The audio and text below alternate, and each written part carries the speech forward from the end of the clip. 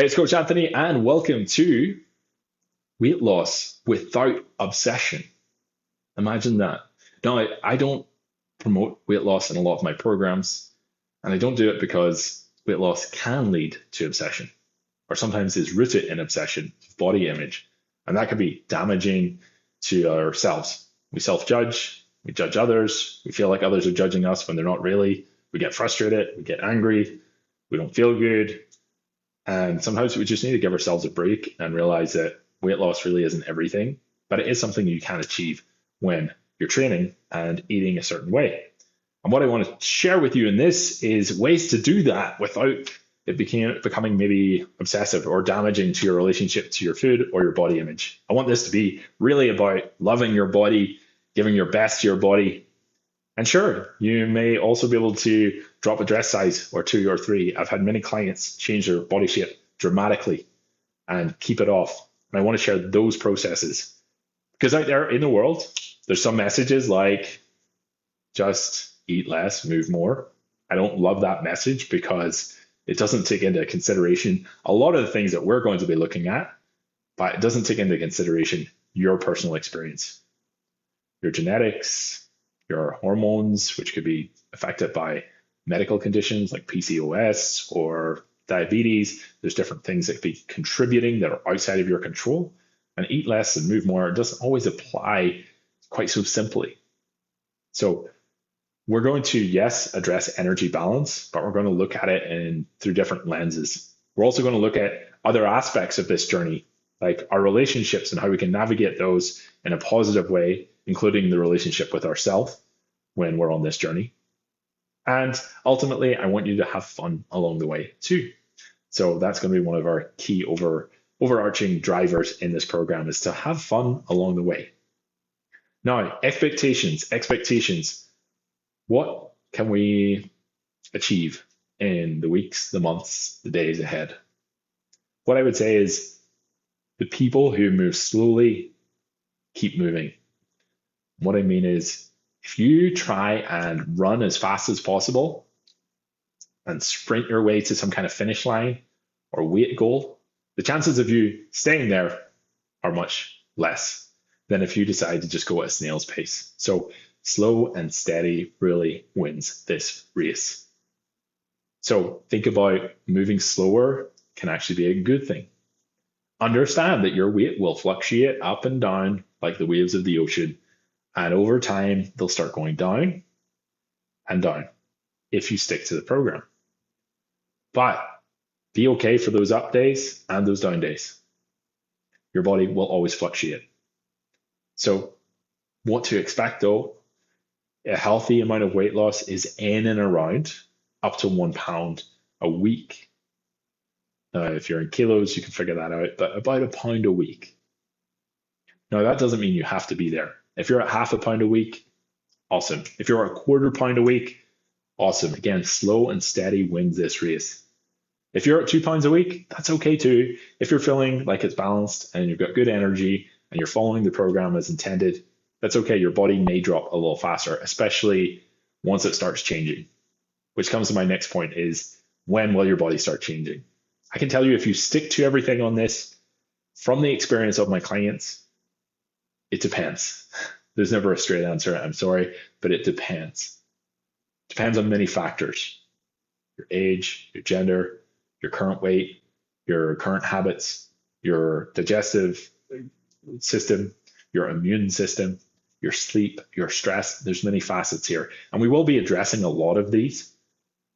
But if you stick at it, even if you stick at everything and you're just like the average case scenario, I would say 4 to 6 weeks in is when you'll start to really see the difference. You'll feel a difference maybe in the first 4 weeks. You'll be like, oh, I'm noticing this. Am I noticing a change in the mirror? Is this changing? Am I stronger here? Is that more muscle tone? Are my jeans fitting differently? You'll start asking a lot of these questions.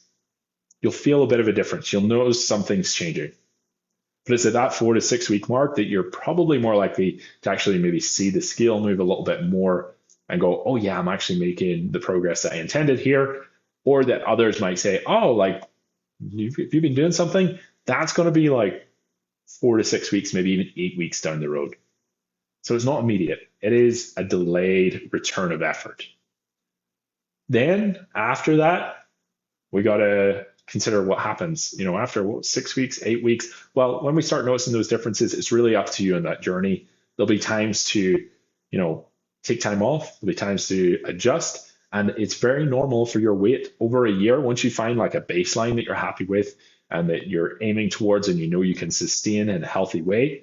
There's still going to be seasons like comes the holidays, you put on 7 pounds. It's your birthday week and you can't go to the gym and you go traveling. You put on 10 pounds. That's okay. Be okay for riding that wave all the time. The more comfortable you can get with that, the more you're going to enjoy this journey. So let's get stuck into it. We're going to start breaking it down into different sections, but hopefully that kind of starts laying the land of what to focus on, self-love, not self-judgment, and what kind of expected results you might get in the weeks and months ahead. So today we're talking about movement. What is movement? Anything that gets your muscles, your body just moving, literally. Now we're going to break down this section into a few subsections so that we can really address them on their own, because movement can come from many different places, different areas of your life. It could be conscious workouts. It might be the things you're doing outside of a workout. It could be affected by your work. And there's some strategies we can put in place to encourage you to get moving more. So we're going to look at that. We're going to look at something called NEAT. We're going to look at your workouts, which includes intensity. And we're going to look at those strategies to encourage you to get moving in the right amount to reach your goals. Okay, so the first concept of movement we're looking at is something we call NEAT. N-E-A-T. Non-exercise activity thermogenesis is what it stands for. Now, what does that really mean? Non-exercise activity thermogenesis. Thermogenesis is really, as a thermo suggests, is an element of heat, creating heat in your body. It burns energy, increases your metabolism in some way. Basically, what we're thinking about is activity that isn't a set workout. And a best example of this is going to be steps in your day. So we're thinking steps. We're thinking other things could be cooking in the kitchen, picking up pans, moving, dancing when your favorite song comes on, standing if you stand and work, walking around if you're walking around and work a lot, just walking to the shops, again, the steps, gardening, tidying or cleaning the house. These are all examples of NEAT. Anything that isn't like workout time, we're putting into a bundle of NEAT. Okay, so how do we enhance our NEAT and how important is it? Well, here's the thing. If you work out for, let's say, 30 minutes in a day, that's a really small portion of your entire day.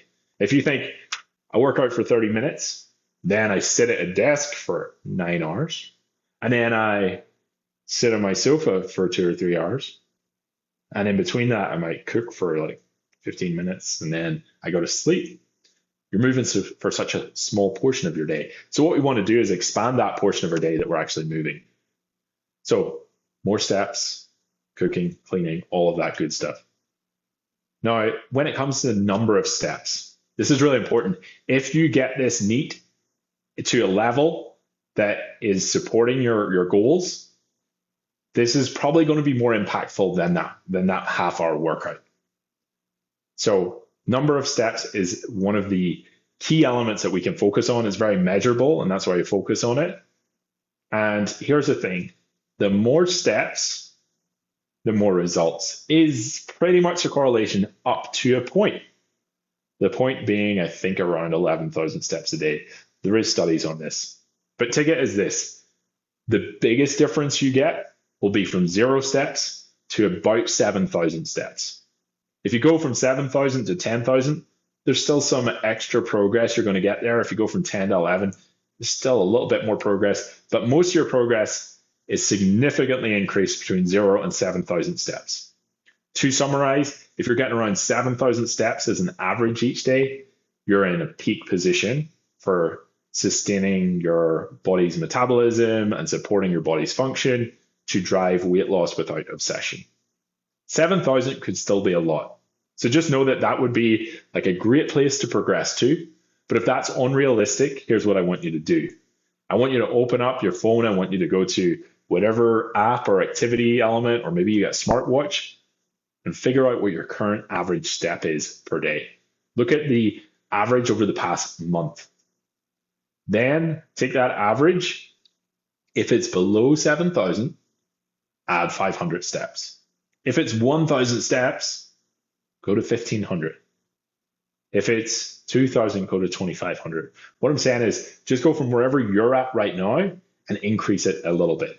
If you can increase those steps, then you will start moving in the right direction. And after another month, reflect, make sure that you're staying on track and your average is increased by at least 500. And if you're not seeing progress or feeling the progress you want, add another 500. Now, where do we find these steps if we're super busy?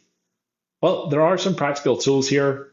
That could be getting a walking pad for your desk. That could be a really big jump where you go from 1,000 to 7,000 easily in a day. This could also be thinking about, do you currently walk to work, or is it within a walking distance, or could you park a little bit further away from your workplace if you go to an office or wherever it might be? Could you add some steps there? If you're going for a coffee with a friend, do you sit in the coffee shop? Why not take the coffee to go and walk while you talk? What about other parts of your day? If you're doing meetings on a phone, can you walk and stand around while you're on that meeting? Do you actually need to be seated staring at the screen in that moment? Start looking at each part of your day, start reflecting each day and think, could I be walking or moving right now? Or even standing? If we can start increasing that, you're going to see a big difference. And last but not least, you could, of course, consciously go for a walk. It's on your break. If you've got an hour break, as soon as you get on the break, just go outdoors, walk around the block. 500 steps, done. So that's neat. Think about where you can increase it. This could also be, as I mentioned, gardening, dancing, doing an activity with a friend rather than going to the movies. You go and do a fitness class together, or you go for a walk around the park. These kind of things can all increase that NEAT and help you start moving in the right direction. Okay, so next up is looking at strength training, workouts, essentially, anything where you're actually saying, this is my exercise time. So the first things first is a motto that stuck with me for a long time. And I remember looking this up. This was actually early days of the internet, dial-up internet, if you know what that is. And then I'm looking at it and I searched like, what's the best exercise to do? And do you know what it was? The result, this great website, which I cannot remember what it was anymore, said the best exercise you can do is the one you're going to stick with. And I really do believe this still to this day, from when I was searching that when I was like 15 or something. So the one you're going to stick at is the best one for you. However, I would encourage you to find a way to enjoy some form of strength training. Strength training is your body's retirement fund in terms of giving your body that ability to reduce aging, to stay fit and strong, stay independent for as long as possible. That comes at the heart from some kind of strength training. That doesn't have to be going to extreme levels like bodybuilding style training, but doing something that creates resistance in the body. That could be some kind of circuit. It doesn't have to be extreme muscle building, as I say, doing some kind of stimulus for the muscle. That is going to help you in the long run. That's also going to do something else, which is over time build your muscle and in turn build your basic metabolic rate, which is how many calories you burn in a day without doing anything else. So let's consider this. If you could build just a little extra muscle, you may get to a point where you're burning an extra 100 calories a day without doing anything else, just automatically by default. And our energy balance now is 100 calories in the direction that we want it to be. And I just use calories because it's the easiest measure here. Just think I burn more because I have more muscle. I stay leaner because I have more muscle. So if you can increase your muscle mass, it's easier to maintain in the long run the results that you get from this weight loss without obsession program. So strength train, challenge your body. But if you really can't stand strength training right now, do something you enjoy. Yoga, dance, bike, swim.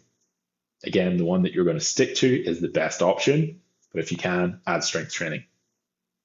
Now, when it comes to building muscle, I do want to mention, because this concept of weight loss that we're talking about, muscle is dense. In fact, compared to body fat, it's about 3 times denser in terms of how much space it takes up in the body and how much it weighs. So if I have 1 thumb of muscle, this weighs the same as like 3 thumbs of body fat. So you take up less room with muscle, but you weigh more.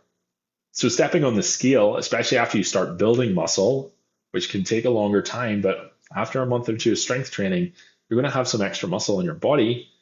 You're not going to look like you start bodybuilding and look really, really big. You might have a little extra muscle tone, and maybe your body shape's changed a little bit, but even just a few pounds of muscle, when you step on the scale, you might think, oh, I haven't lost any weight, but you might have lost 3 pounds of body fat and gained 3 pounds of muscle, which is actually excellent. You're now increasing your metabolism every day, and you've got the part of the goal that you're working towards, even though the scale doesn't reflect that. So keep that in mind when we're weighing ourselves over time. And a note on that, you're not going to get really big overnight. If you strength train really, really hard and you stack up your protein and you get your sleep and everything else you do possible to build as much muscle as possible, you're still going to grow really, really slowly. Muscle building is a really long process. Even if you feel like your body responds quite effectively to weight training, you won't build it so fast that you can't, start changing. If you feel like your arms are getting too muscular, which is unlikely, again, really unlikely, then you could just not increase the weight as much in that area. But there is an important aspect here. To build muscle, to get the best results from your training that you're doing in that allocated workout time, you do need to push yourself. Now, you don't need to push yourself to an extreme level where you're red in the face and there's sweat lashing everywhere, like you're in some kind of advert for an extreme sports brand, but you do need to push yourself. Now, how hard do we need to push ourselves to get progress? That's going to come on a scale, which we call RPE, rate of perceived exertion. It's usually on a scale of 1 to 10, sometimes 1 to 20, but let's do it 1 to 10. 10 being absolutely as hard as you can, sprinting as fast as you can until you drop. 1 being just kind of standing and loosey-goosey, easy movement. A walk is probably going to be, a steady walk is probably going to be anything from a 5 to a 7. And then anything that starts getting you to the point where you're out of breath is probably 7 plus, right up to your absolute exhausted at 10. Now, what I want you to aim for is in your workout to at least get to a point of that 7 plus, where you're challenging your body. Now, it's not always a breathlessness thing. It's rate of perceived exertion. You're asking yourself, am I pushing myself 50%? Could I go harder? Could I go easier? Or should I go easier? You're asking these questions as you're working. For example, if it was a bicep curl, you might not get really out of breath, but you want to push that muscle to the point where it's really, really hard to get another rep in while keeping your best form. That's pushing yourself to at least 7 out of 10 in every exercise so that you're straining and challenging the body, and the body responds by getting stronger, building extra muscle when it recovers, getting ready so that the next time you do that exercise, your body adapts so that it's easier. So if we can currently easily, and we like running, if we can currently easily run 1 kilometer, that's not going to create as much a change as if we start increasing the distance we're running, or else the speed we're running, or adding some kind of other factor like a backpack to make it harder. So always think about each exercise you're doing, each exercise session, come out the other side and ask yourself, was that a 7 or more out of 10? If the answer is no, that was quite easy. That doesn't mean it was bad. That's great, especially depending on your stress levels. There's many variables here that you may choose to go for a lower intensity session. But if you do get more and more sessions to at least 7 out of 10, you're going to start seeing more progress. And once in a while, pushing that 10 out of 10 level is a really great way to spike certain hormones in your body that create what we call an afterburn of the workout. So your body creates an oxygen deficit where basically your body pushes so hard that your metabolism increases for a few hours after your session, and you're kind of burning more and more energy even once you're done that exercise session. So there's many factors here, but to summarize, do what you love, strength train. If you can involve that in it, it's going to get you amazing results, and it's your body's retirement fund for longevity. And the third thing is push yourself hard to get even more results. Okay, so we've got one more little kind of mini lesson here on this section about movement, which is strategies. Just a few things to consider. And you're going to see this theme of strategies maybe repeat itself over the key topics, because ultimately they come down to a few things.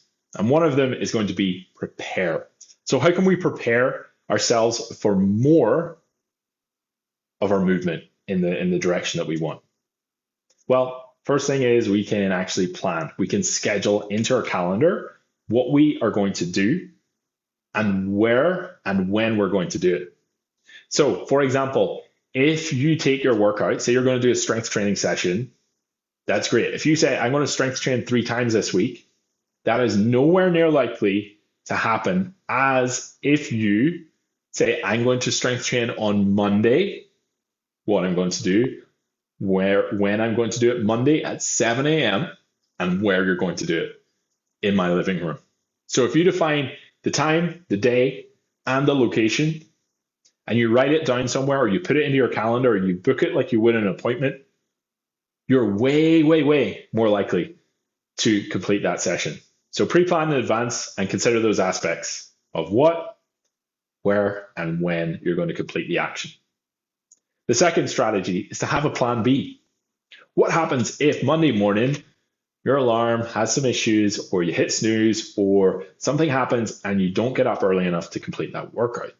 Have a plan B. This is where NEAT, that first topic, can really come in. Where you can say, if I don't make my session today, I will commit to going for a walk on my lunch, or I will commit to doing some stretches while I'm at the desk, or I will commit to whatever that might look like. Something else that you can say, even if I don't do the ideal outcome of this action, I have a plan B that I will definitely do this action. Psychologically, this helps you stay on track and keeps you motivated as well, because every day is a win, even if it's not perfect. So have a plan B. Pre-plan your day, know what, where, when. Have a plan B in case that doesn't happen. Another strategy is to commit to something that is realistic and achievable for you. You want to ask a few questions. Am I ready to do this task? Score it from 1 to 10. If you say, no, actually, I don't know if I'm ready to do any strength training, maybe you have an injury or something else that you're just not feeling there yet. If you're an 8 or 7 or 4 out of 10, don't commit to that yet. You want to be at least a 9 out of 10 saying, yeah, I'm ready to do some strength training. Am I able to do this activity? Do you have the weights? Do you have the equipment? Do you have the gym outfit? Do you have enough time in your day? Am I able to actually make that 30-minute workout? If the answer is no, find a way to make it more accessible in some way. Reduce the time of the workout, change the time of the workout, those kind of things. So am I ready? Am I able? And am I willing? Am I actually willing to make this change in my life? If you're thinking like, yeah, I think so, it could be fun, and you're like 4 out of 10, it's not going to happen. You need to say, yes, I am willing to commit to this action. And again, if you're not willing to do it, find a way to get it closer so you can say with 9 out of 10 confidence, you're ready, willing, and able to take the action that you want to, that you intend to. Because if you're not, the sustainability of this is unlikely. And if you're not, you're probably going to feel like you let yourself down. You're going to end up committing, over-committing, and under-delivering to yourself. And then you're going to feel bad. You're going to be like, oh, I was supposed to do 6 workouts this week. I only did 2, and now I feel like a failure.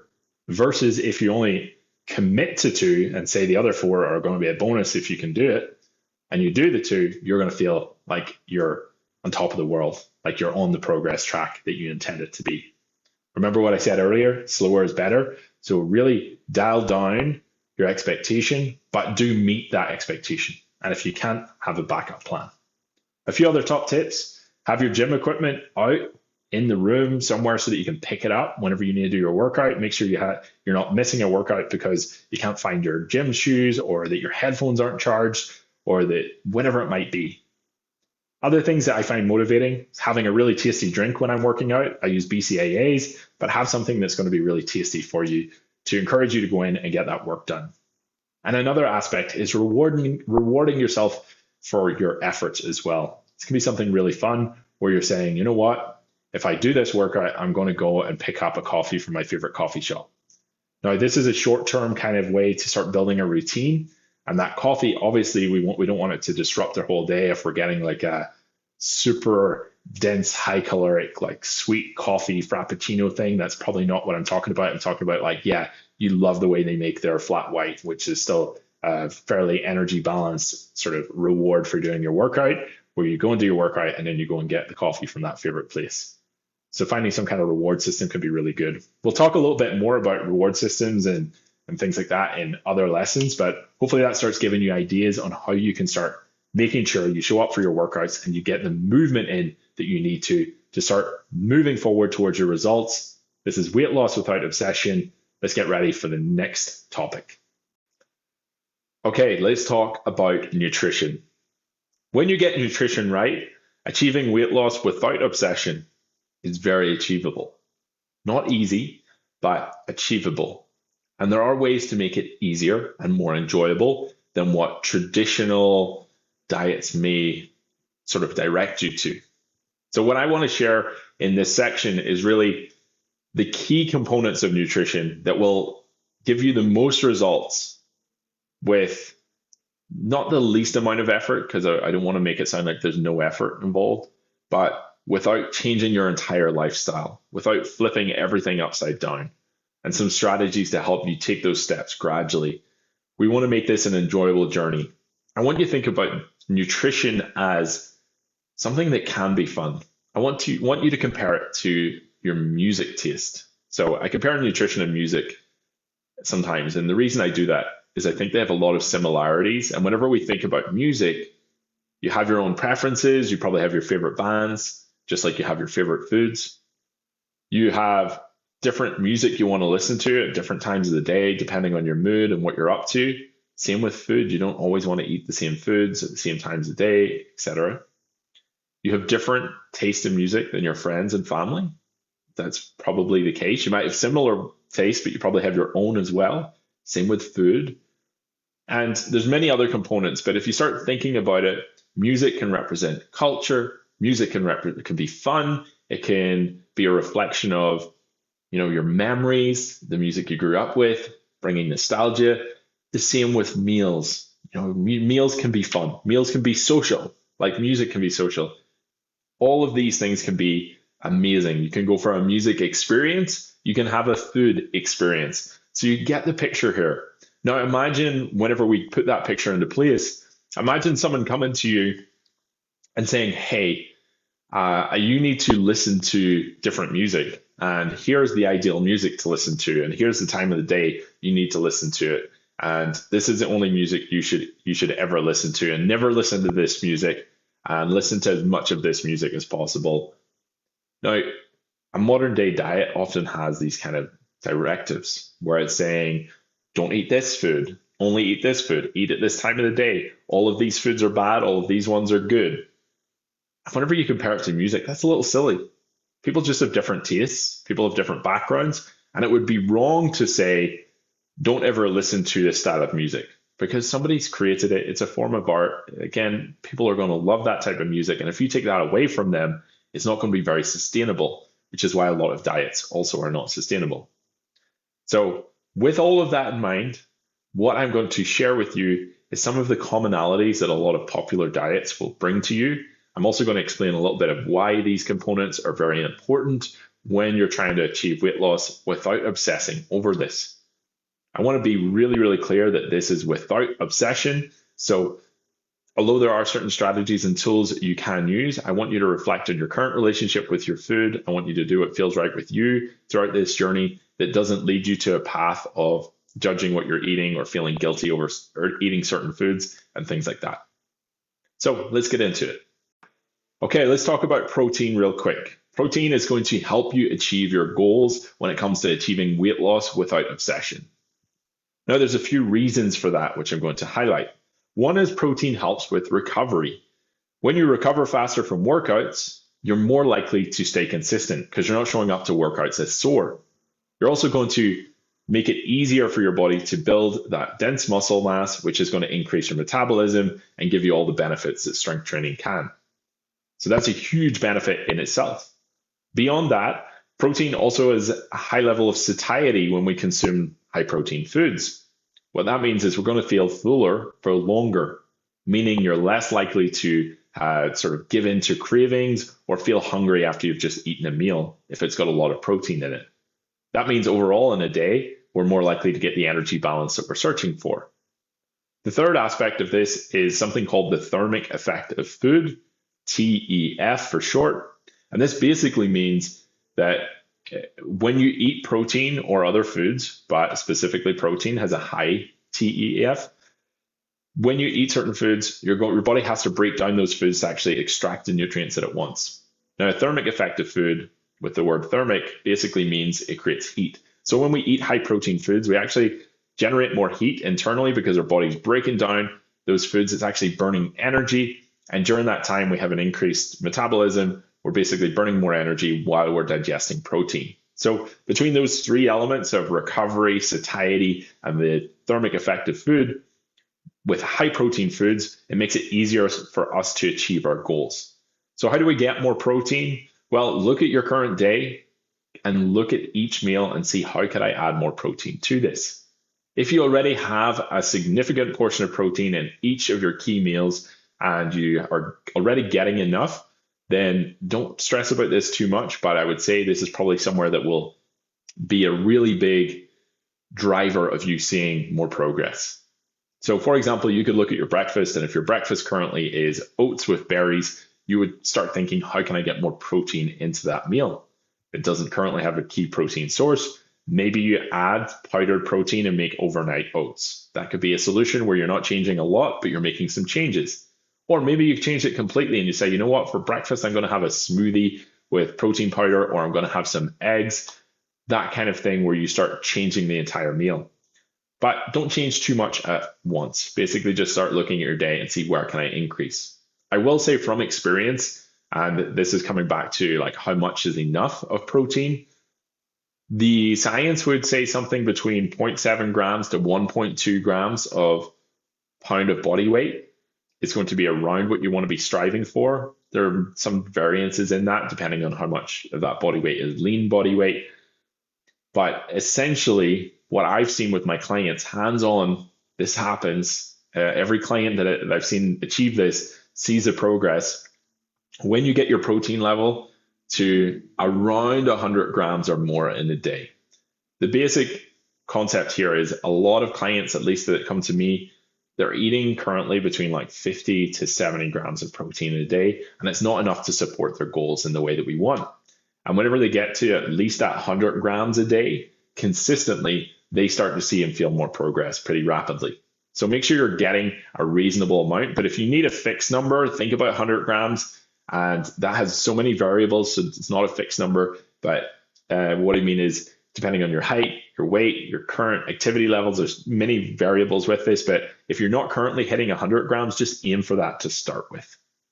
And that's what I would say. And if you don't know how much you're eating, we'll talk a little bit more about tracking nutrition later. That's up to you. If you also don't want to track meals, just work on what I said earlier and just increase your protein in your current meals or throughout your day. Okay, so now we get to talk about the C word, calories. Calories are a hot topic when it comes to talking about weight loss and especially nutrition. And ultimately, it's usually used as a measure of how many calories you burn, the amount that your body is using each day versus the amount of calories we consume, we take in via the food that we eat. But my message today is really that it's the best tool we have, the best metric we have, the most accurate metric we have, but it's not perfect. And instead of obsessing over specific calories, I'm going to tell you some things that you could focus on. So calories. What is a calorie? That's the first thing to address here. A calorie is basically a unit of energy, and it's measured based on how much energy it takes to increase a liter of water by 1 degree. That's 1 calorie. The overall concept of a calorie is taken from a lab experiment. And what I would like to say is our body is not a controlled lab environment. We have so much going on in our body between hormones, gut health, the stress levels we're under, our sleep, our training. There's so many variables that we're not a controlled lab environment.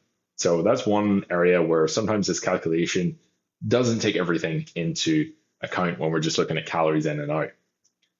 Other considerations are how accurate are food labels. Food labels can be up to 15% off. So if you keep that in mind, that's actually quite a drastic difference over the day. And that's all because mostly it's a best estimate. Even if you've heard that a protein is 4 calories, a fat is 9 calories, and a carbohydrate is 4 calories, that's also just like what most of the cases that we can round up to or round down to. So sometimes there's variances in the amount of calories in an individual protein. So when we start looking at all of this, the math can get really complicated. I'm not saying that it's inaccurate to track calories. I'm just saying that the better thing to look at is to assess where you're currently at. So if you were to track your meals, which is another aspect, even tracking can be inaccurate. If you're tracking a small banana, what's a small banana to you or me? If you're tracking olive oil, how much of it actually ends up in your food? If you are free-handing food, which is usually more practical and measuring every ingredient, then are you actually tracking everything that you're consuming? Are you remembering the odd snack here and there? So tracking foods can be really, really good and really good way to get a snapshot of where you're currently at. But ultimately, what do we actually want to achieve when it comes to our calories and nutrition? And if we're achieving weight loss, generally speaking, we want to reduce our caloric intake. It doesn't have to be drastic to start seeing amazing results. And a few ways to look at that is to just look at your current day or look back in the past 24 hours at everything you've eaten and start thinking, how could I reduce the amount that I'm consuming right now by a small amount? Because that's probably going to support my goals. And if you do that, you do it consistently, then you start finding a place where you're getting and seeing the results that you want. It is really important that we don't take it too far. We can undereat. We can underfuel our body, which then leads to insane cravings. It leads to poor recovery from workouts. It leads to poor relationship with food. It leads to poor sleep, high levels of stress. It's not a good path to just go, I'll eat less because that's better. What we want to do is just take a little bit off. So think about looking at your meals. We've got some strategies and how you can do that throughout this nutrition component, but I just wanted to address really that calorie word and why everyone talks about calories. And if you're talking to a friend and they're saying, oh, like, that's excellent. If you're working to lose weight, just eat less calories, right? Or whatever they might say, that's usually a common response. Say, yeah, ultimately, that might be one of the goals, but it's about doing it in the right way is what we're focusing on here. This is a really fun one. We're talking about mindful eating. What does that mean? Well, mindful eating basically means being more present with the food that you're eating, being more self-aware of how hungry you are, how full you are, and how much you're enjoying the food as well. It really enhances the eating experience as well. So how do we experience mindful eating and why would we do that? Well, the how-to is basically when you're eating your meals, as much as possible, and I know this isn't always practical, as much as possible, try to be seated, focusing on your meal.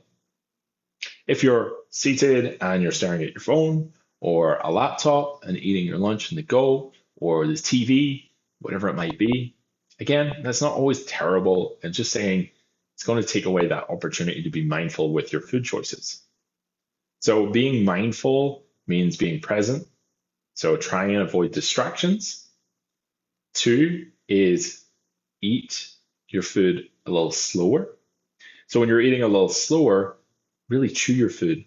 And when you're being mindful when you're chewing your food, you're going to be thinking questions like, what textures am I getting from this food? What flavors am I getting from this food? What flavors would I get from this vegetable versus this vegetable? Do I like the combination of the two together? What's the smells of the food? How does the food look? What's the colors of the food? Asking other questions, things I like to ask or think about are like, how did this food get to my plate? I think that's really insane when you start thinking about these. And this seems silly, but think about it. Say you're looking at a piece of broccoli on your plate. How did that get there? How many people did it take to give me this piece of broccoli? How much effort? How many steps were involved? That could be planting, the seeds of the plant of the food. That could be, nourishing the food, getting enough water, getting enough nutrients, somebody caring for the food. Maybe it's in some factory somewhere, some kind of greenhouse. Maybe it's from a local farm. Somebody's looked after it. They've made it. They've observed it until it's ready to be picked. And then it's had to be transported somewhere. How many people are involved in the transportation, the refrigeration, making sure it's not going off during transport?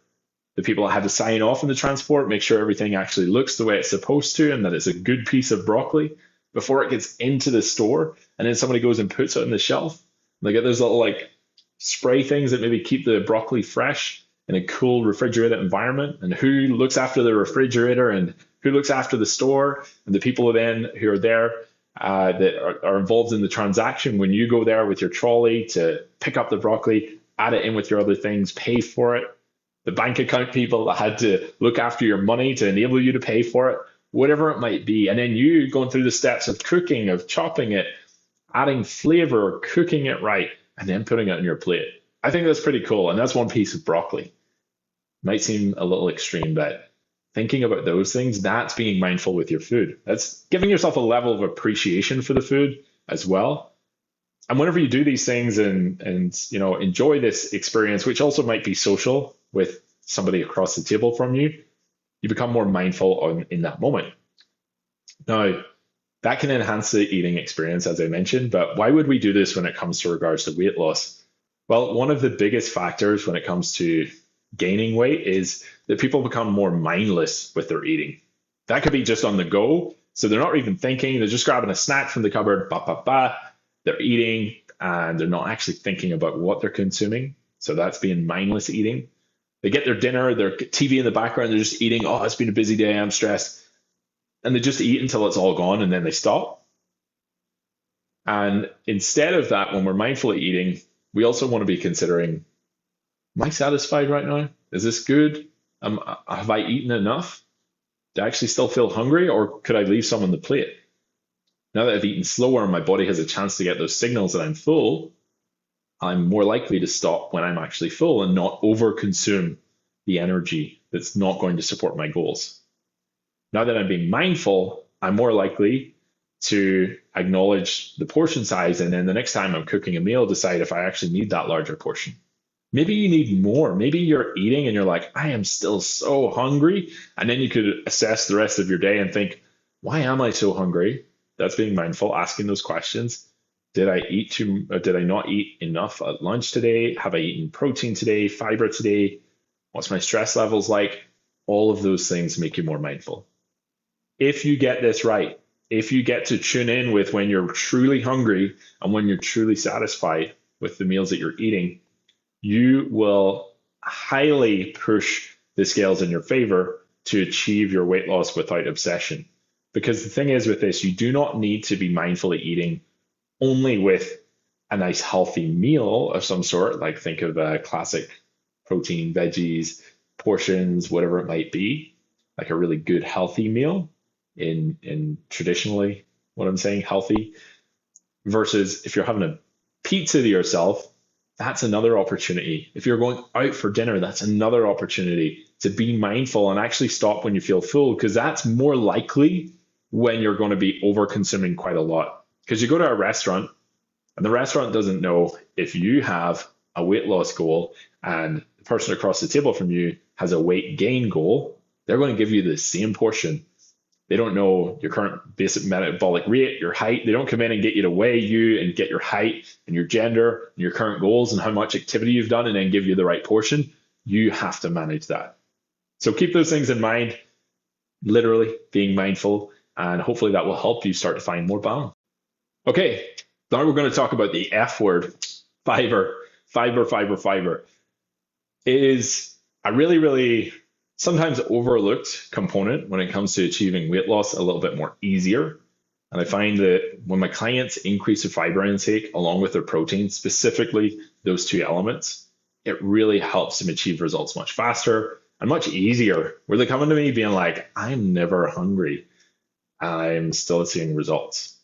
So that's where fiber can really make the difference. So what is fiber? Basically, it's a form of carbohydrate that your body consumes, but it is digested differently. It acts as fuel for your healthy gut bacteria as well. And it helps basically increase how full you feel after foods.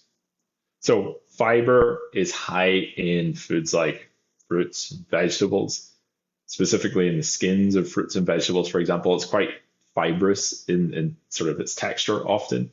It's a little like denser. It's dense in nuts, seeds, flaxseed, things like that, oats, steel cut oats, those kind of things. So when we can get a little bit more fiber into our day, there's essentially two key benefits. One is it's going to help with your total digestive health.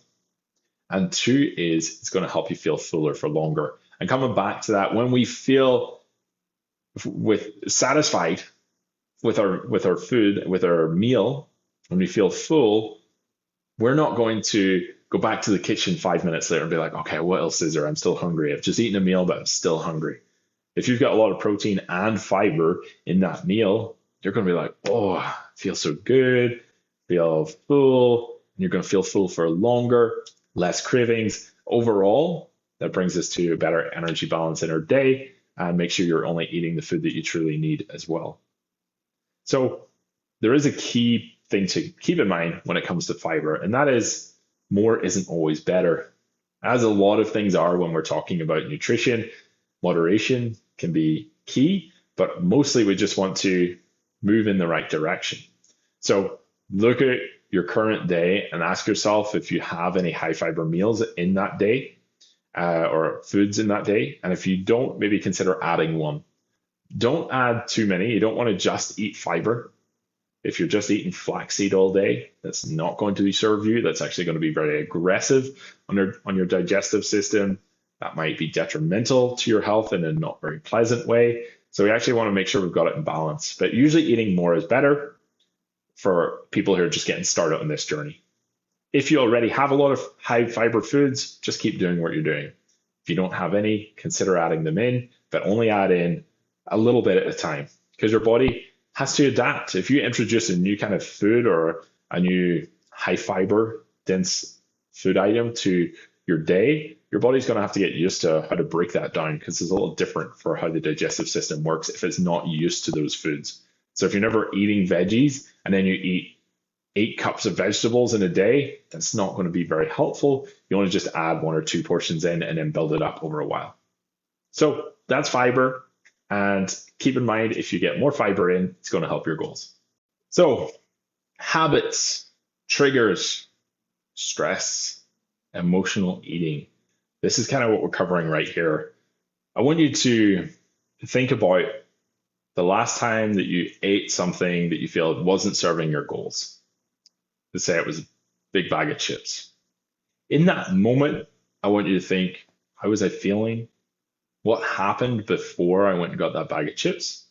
And sort of assessing basically the why behind it. Maybe you were genuinely hungry.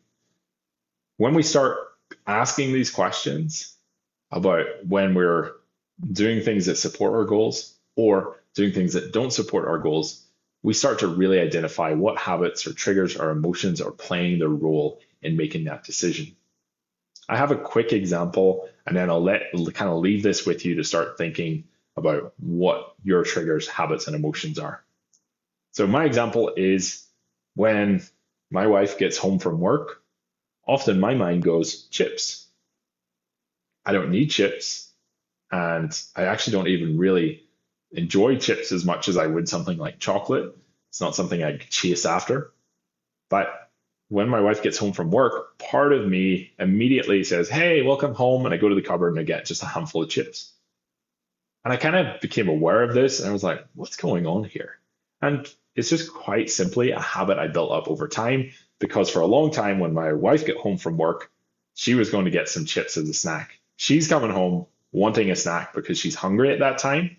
And she knows dinner's not going to be for another hour or two. So she's just like, oh, what snacks are they? And an easy snack, convenient, for her is just to go and get some chips. Now she's a lot better at eating 3 chips and putting them back. I'm more likely to eat 3 chips and then eat 30 more. So habits aren't necessarily against you, even if it's eating chips. It's all about making sure that they're not throwing all your progress out the window. And that could be, in my example, it was just eating chips, right? After I eat dinner at night, I often want something sweet. And I will have something sweet every single night of the week. That's okay. You can have these things in balance. So again, it's not always bad, but whenever you become more aware, you can start asking, why did I make that decision? Do I really need it? Is it serving my goals? Is it within my energy balance for the day? And if it's not, then you can start reverse engineering it. So what might I do if I felt like eating those chips was really holding me back? Well, I could find a substitute where I can say, okay, I know I'm going to crave chips at this time almost every weekday. What else can I do? So that might be a substitute, a healthier option. Maybe it's kale chips, something like that. Or I could do portion control where I'm like actually actively going to go and only grab a certain amount and then put it in some kind of portion control bowl. And then I'm going to only eat those. So you can reduce, you can substitute, or you can eliminate if it's really detrimental to your current goals. That's the hardest one to do because you really have to take away that habit. However, if you do it consistently for long enough, it's no longer there. So if I wanted to eliminate it, how might I go about that? Well, I would want to communicate, let my partner know, hey, I know you always come in and eat chips. Just want to let you know, I don't want any whenever you come in. Hide them from me if you need to, if you still want to eat them. Your partner may also say, actually, that's a good call. We should just not buy chips. If we really want chips, we'll go and buy the small bags if we're out one day and want a picnic or something like that. So you might eliminate it by having that discussion so that you're not influencing each other in this specific example, but whatever's influencing you. You may also just not purchase them so the chips aren't in the house if that's an option. These are some key ways of eliminating. Coming back to that point earlier, if you are genuinely hungry, that's when you might go, okay, why am I craving this so much right now? Where can I make sure my other meals are keeping me satisfied, have enough protein, fiber, and basically enough energy to fuel what I'm doing each day? So once again, chips, chocolate, whatever it is, not inherently bad to eat, but we want to have them in balance. And if you start identifying what your habits or triggers or emotions at that time might be, you can start addressing and seeing how you might take away that habit, change the trigger, substitute, reduce the quantity, or eliminate that maybe less serving habit or food in your day.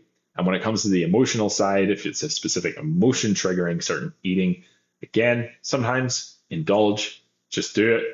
Other times you're going to want to say, okay, I'm experiencing this emotion a lot. How can I regulate my emotions? That's a sort of hit things at the core. Or how can I substitute portion control or eliminate the trigger food that I'm going for in those moments? Okay, let's talk nutrition strategies and things you can do to really make healthy eating easier. These are kind of broad concepts to take into mind, but I want you to apply them to your day, your life, your habits, your choices that you're currently making. One classic strategy when it comes to nutrition is tracking your food. Now, how to track food?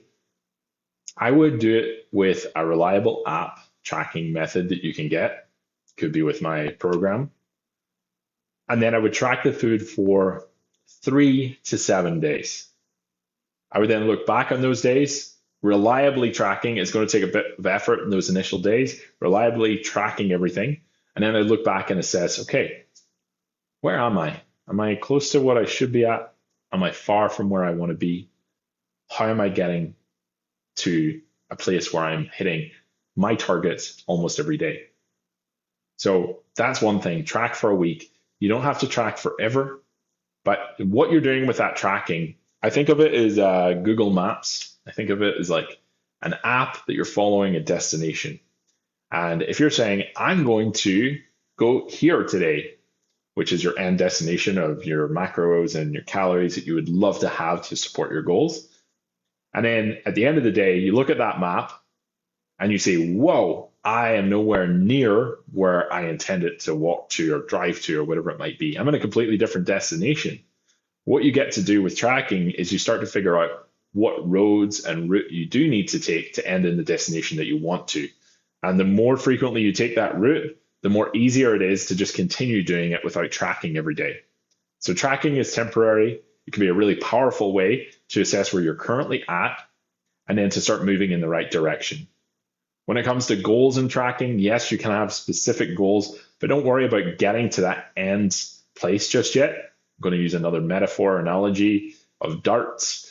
If you don't have to hit the bullseye, if you're currently playing darts and you're hitting the wall and you're way off and you're not even close to hitting the board, then all you want to do is get somewhere roughly in the board. That is going to be enough for you to start getting points metaphorically, start going in the right direction. So tracking can be amazing, and then you could go back and revisit it. If you feel like after you track for a week, you assess, you make changes, you can maybe track for another few days to make sure those changes are paying off, or you could just revisit maybe 6 weeks later. If you feel like you're not seeing the progress you want, go back, track for another week, 3 days a week, even 3 days can be enough, and just say, okay, where am I currently at? Oh, I need to get more protein in, whatever it might be. So tracking, very powerful strategy.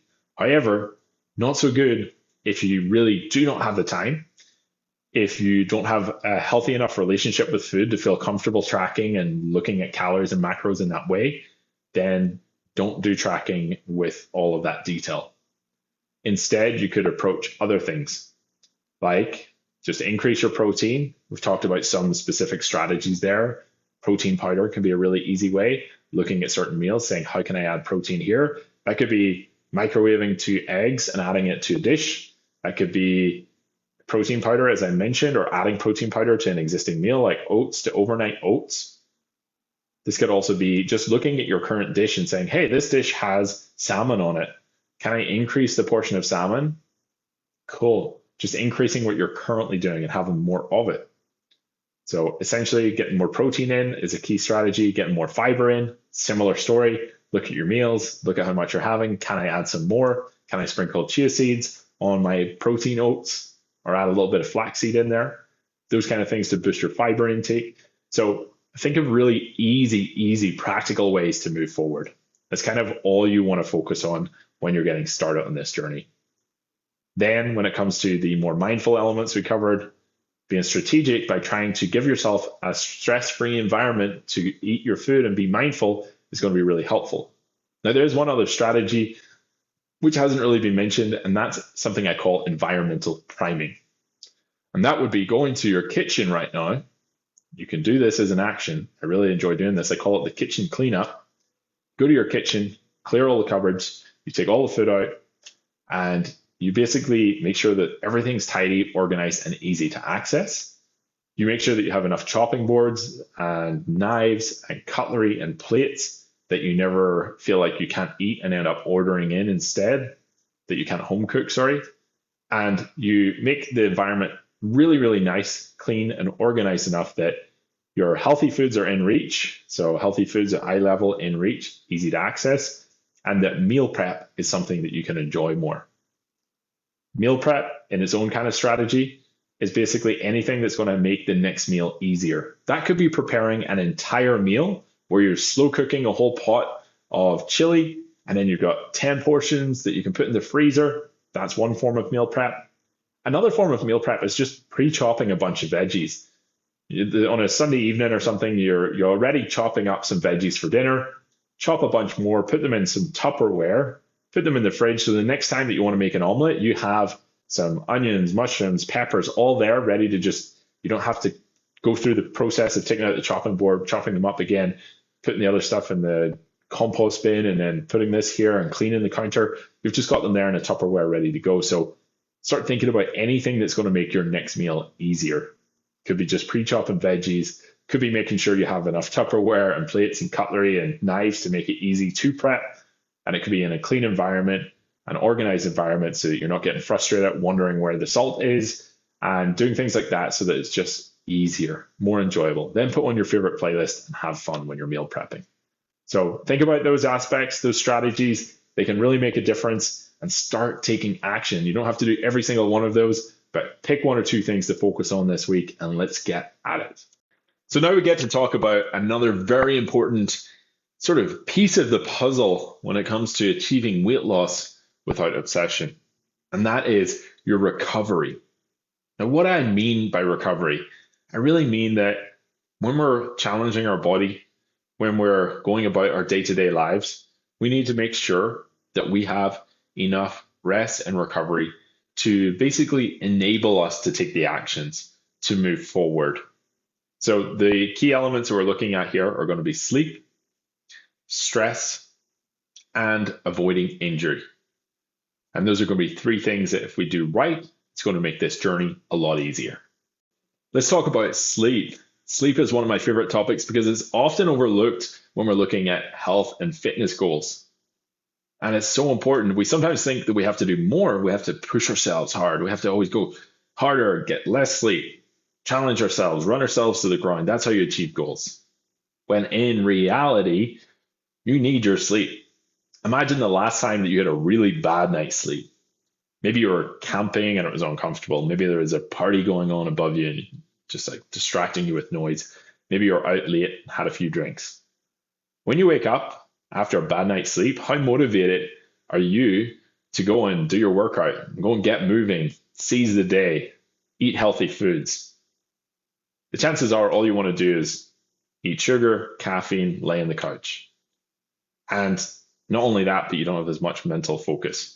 And if you even do manage to push yourself to say, no, I'm still going to the gym today, or I'm still doing my workout, you're risking injury, and you're also risking less performance, and you're risking weakening your immune system because you're running yourself down, which then is going to get you sick. And that's a whole other series of things you don't want to deal with. So we understand it now. Okay, sleep is important. And you might say, yeah, I know sleep's important. How do I get more? How do I improve it? Well, here's a few strategies to think about. Your sleep environment is one. Look at your bedroom. And ideally in your bedroom, you should have no association with work. Don't have a work notebook. Don't have a laptop in there. Don't do your work in your room. If you work from home and you can, don't do that. If your work from home setup's in the bedroom, ideally move it to another room. And same with technology. If you're talking about mobile phones, I know it's a big one for some people, but if you can get it out of there, it's going to save you a lot of time and effort in improving your sleep. Same with TVs in the room. And the reason I'm saying all this is if you're waking up and you're immediately scrolling in the morning, going into social media, or you're eating into your sleep time at night because you're watching movies, or you're thinking about emails and things like that, you're basically associating the bedroom environment with entertainment, media, and work stress. And we don't want to do that because those things, they don't combine with sleep. So take those things out of the room. That's going to be your first thing. Now, other things you could consider in the environment is try and make the place as dark as possible, as quiet as possible, and as comfortable as possible, so that you are in an environment that makes it easier to sleep, and also cool as well, not too hot. Now, there's certain things you can get to help with that, like blackout curtains, eye masks. You might, for sound, have a white noise machine. For the temperature regulation or environment, you might have a humidifier or something in there. There's different tools you can get to assist with that, as well as like comfortable pillows, blankets, beds. Invest in these things and your sleep can really skyrocket. You might not need to invest a lot, but just think about how you can make the environment better. Now, outside of that, things to consider are improving your sleep rhythm. That's going to be giving yourself a bedtime and a wake up time. I know this is a hard one and not always possible depending on your household environment and dependents and things like that. But if you can, have a regular sleep and wake up time. For some people, 9 to 5 is great. Some people, it's 10 to 6. If you're aiming for in around 8 hours, it's going to be great. And then if you're a little later, a little earlier, and you only get 7 hours, you're still doing okay. So regular wake up time, sleep time, it's really hard to establish, especially at the start. But if you do stick at it for a week or two, you're really going to notice that you're getting sleepy easier at night, falling asleep easier, and you're waking up more alert in the morning. Other things you can consider is what are you consuming before you go to bed? And I'm talking about nutrition here, as well as media. If it's a horror movie versus reading a book, one is probably going to make it easier to fall asleep. But I'm talking about nutrition. So alcohol, for example, is going to disrupt your sleep. So if we can reduce that, have it less frequently, that's going to help, or move to non-alcoholic beverages. high sugar, high caffeine stimulating foods are not going to support the best night's sleep. And then just becoming self-aware, because some people also will say, don't eat for 3 hours before you go to sleep. But then they go to bed, they feel hungry, and it actually makes their sleep harder. Whereas if you're like me, I actually love to eat within an hour or so of going to bed, just a little bit of a small meal, and that helps me sleep. So really just play around with it, become self-aware of what you're consuming and how it impacts your sleep. Outside of that, getting to sleep, you could consider supplements, things like magnesium or zinc magnesium, the ZMA, it's often called supplement. It's got B12 in there. That can help with your getting to sleep. Things like GABA, melatonin are also some supplements. However, you want to be moderate in your approach to certain sleep assistant supplements, because having too much isn't going to support you, or your body can become reliant. But these are just other considerations. And another thing could be meditation, winding down with a guided meditation, finding some breathwork routines that are going to help you. We'll be talking a little bit more about some of those things when we're talking about stress management, but bringing those into the bedroom can also help you get over at night. So that's some information about sleep. And last but not least, I didn't even cover this. How much sleep should you get? Ideally, I kind of touched on it, aiming for around 8 hours is really sort of a standard number that's going to be great for most people. But often it's going to be a little bit different for each individual based on like who you are, your environment, your age. There's different factors here, but it's probably somewhere between 7 and 9 hours. So that's why we say 8 hours, somewhere in between. Play around with it, find what works best for you, but don't push yourself too hard, and don't try and push yourself by thinking that less sleep is a better way to go about this. If you don't get your sleep, you won't get the results you want. Okay, let's talk stress and stress management. Stress is really challenging. It's something that we're all going to encounter in our day. We're always going to have things come up that are unexpected.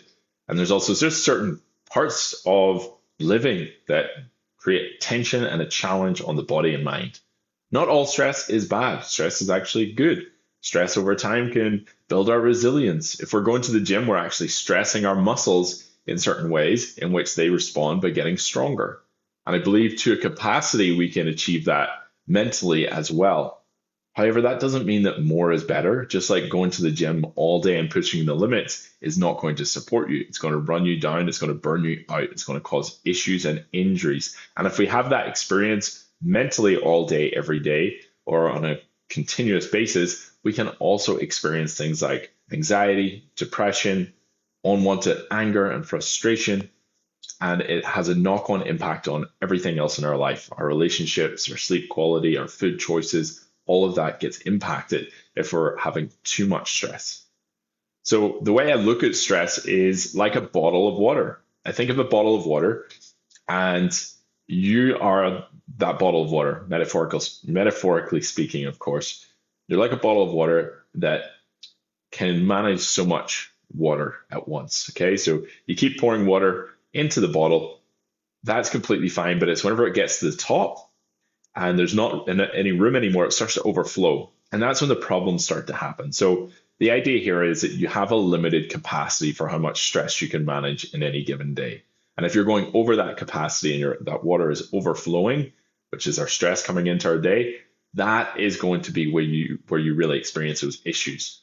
And you really just are going to feel like you're overwhelmed, like you're struggling, like you're drowning, like I don't want to do anything, or whenever I have a chance to not do anything, I just want to sit, or I'm going to be shaking, I'm going to have an increased heart rate, I'm going to have a weakened immune system. All of these things where I'm just going to be feeling that little bit tense. And although as I'm speaking here, I'm talking about being tense, often, yes, stress is represented in that way from some people, where it's like this kind of heightened, like da da da da da da da, like rush, let's go, we have to do this, da da da. Like that can be stress, but that's not what all stress looks like. So I'm not saying that could be what you're experiencing. Sometimes stress looks like very calm, and someone's just very good at holding that stress behind a facade, and they've been practicing it all their life, and they can look very calm and relaxed, but in their head they're not. So ultimately, we want to reduce your stress, and there are ways to do this. So firstly, what we're going to think about is that bottle I was talking about. If our stress level capacity is this bottle of water. We've got two ways to help manage it in a day. One is we can reduce the amount of water or stress going into the bottle so that we're not reaching our max capacity. Two is to actually increase the size of the bottle, which comes with a couple of actions that we can consider that are more long-term objectives. Let's first think about reducing the amount of stress coming in a day. So think about, are you watching the news a lot? Are you spending lots of time scrolling your phone? Look at your phone usage, technology usage. So essentially, a couple of things that we can look at that are often within our control to a high degree is reducing news consumption for some people. It's not the same for everyone. Everyone has their own little things, but we could do that or limit it in a day or even just avoid it. Social media usage is actually, there's a lot of studies in this saying it's addictive. It also doesn't make people feel good after they leave social media. A lot of people will scroll, and then if they are actually asked, how do you feel before and after scrolling? Most people actually report feeling worse after scrolling. So if we're doing lots of that in our day, it's not going to be very helpful. And one way, before I go any further, to think about this is, I've heard it explained this way and I really liked it. Think of social media usage as a dessert, as ice cream. In small doses, great. It's amazing and you can enjoy it. Too much of it, and it might be detrimental to your health. If you're consuming ice cream all day long, for example, same with it when you're scrolling. So it doesn't mean it's bad. I don't want to put it in that box of like, don't use social media. I think it can be a really great, exciting tool to share. It can be actually social, sharing photos with your friends, your family members, staying in touch with people, and just getting a bit of a laugh as well. But too much is not good. So those are a couple of things to consider. Is your technology consumption. That could be also TV, video games, things like that you maybe spend a long time on. Think of them as desserts, and if you're consuming too much, maybe find a way to reduce that. So that's reducing the water going in. It's something that's probably in your control. Some things that probably aren't in your control, but it's still good to be aware of, is to just observe your day and consider when you're feeling most stressed. Is it in a traffic jam? Like you don't have any control over that. You're in a traffic jam. But what you might have control of is how you approach it and how you take a deep breath. And we'll get into some of those tactics later. But it may be also just people you're looking after in your household. It could be your environment. So there's some things that you can't control, but look at those aspects and think, can I improve this? And this could be even whenever you're thinking about, like a desk setup, if you're working from home, and this is just a random example, but even a desk setup, if you can find a way to make it more enjoyable to be in that almost work environment. So this could be putting photos up of your family or the things that motivate you. This could be having like a nice plant in place. These things are proper tactics and just making the area colorful, making the area brighter. These kind of things can help your stress too. Now, that's all about reducing the stress coming in, maybe some environmental stuff and what we're consuming. What about the size of the bottle? Well, there's really two approaches you can take to increase your actual stress capacity. One of them is, we've already talked about, but it's just improving your sleep. If you have very little sleep, your stress capacity is condensed. It sort of shrinks in on itself.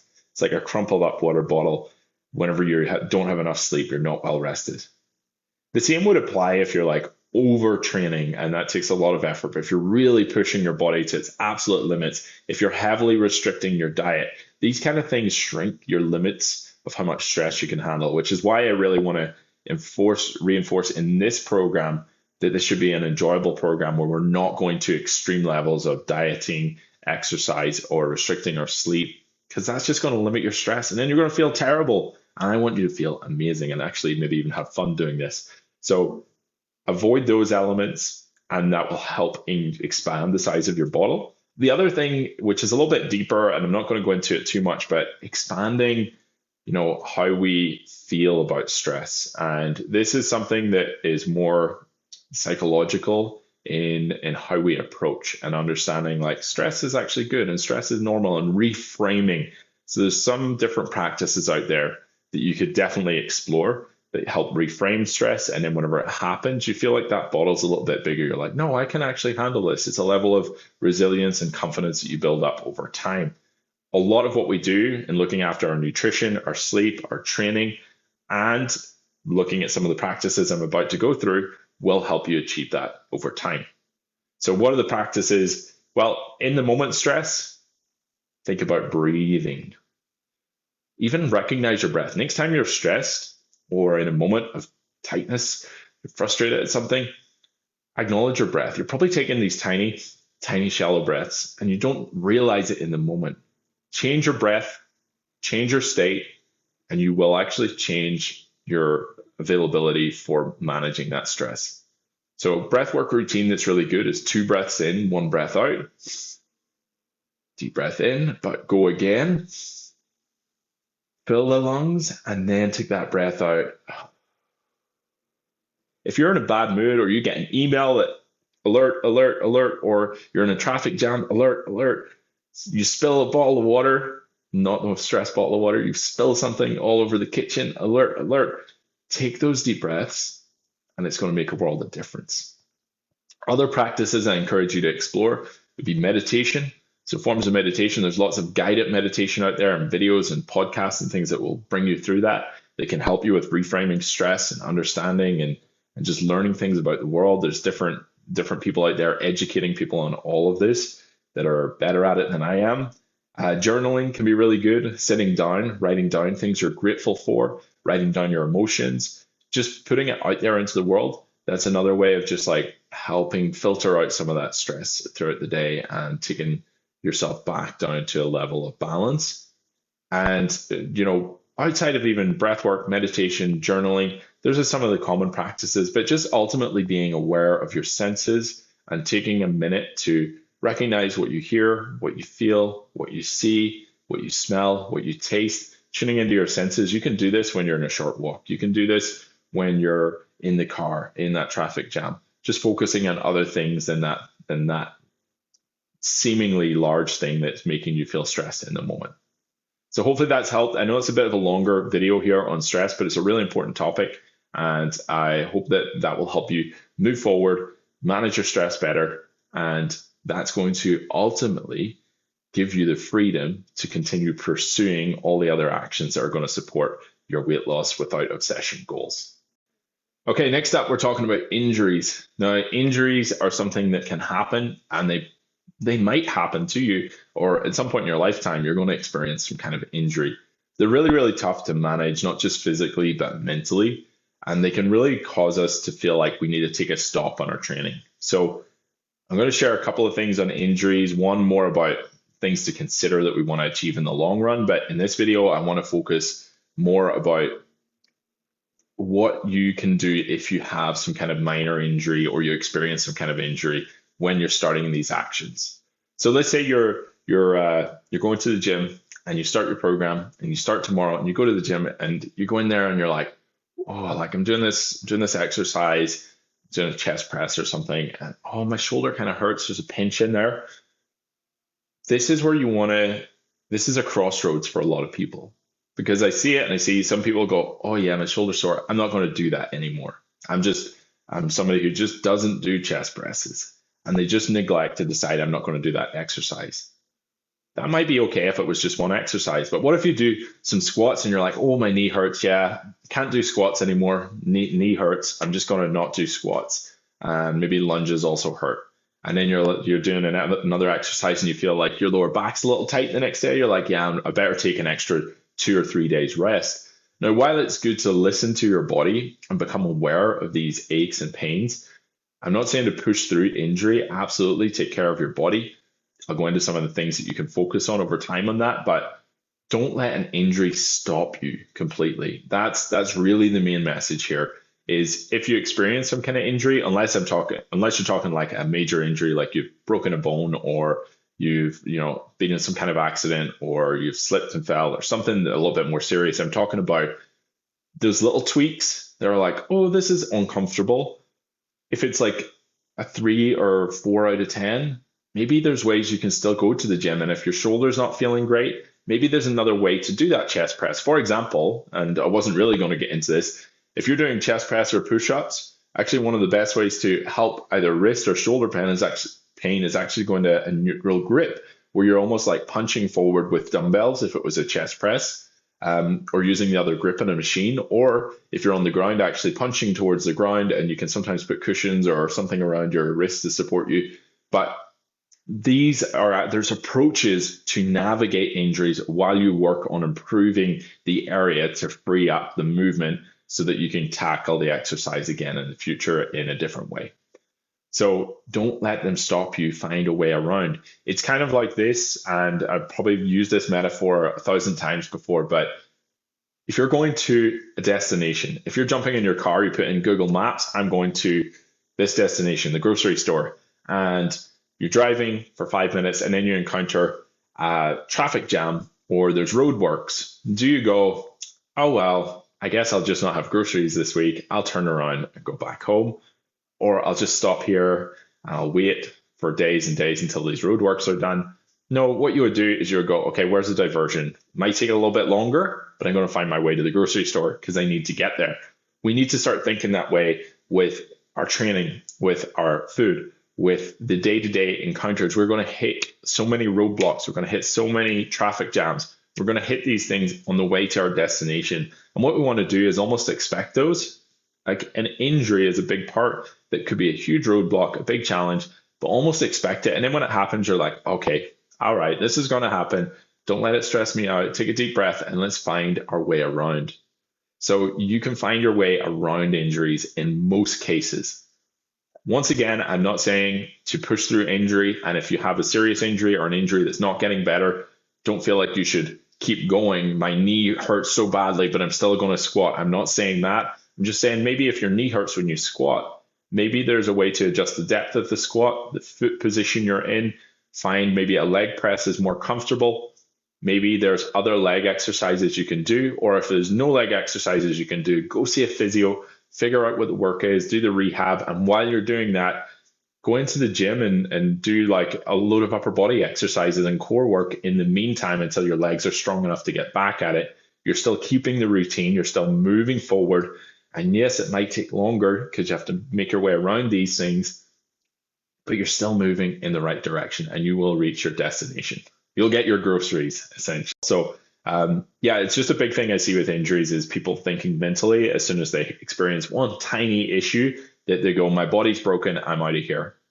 Now, let's now shift the direction of this conversation to a few things you can do to prevent those injuries and to navigate those injuries.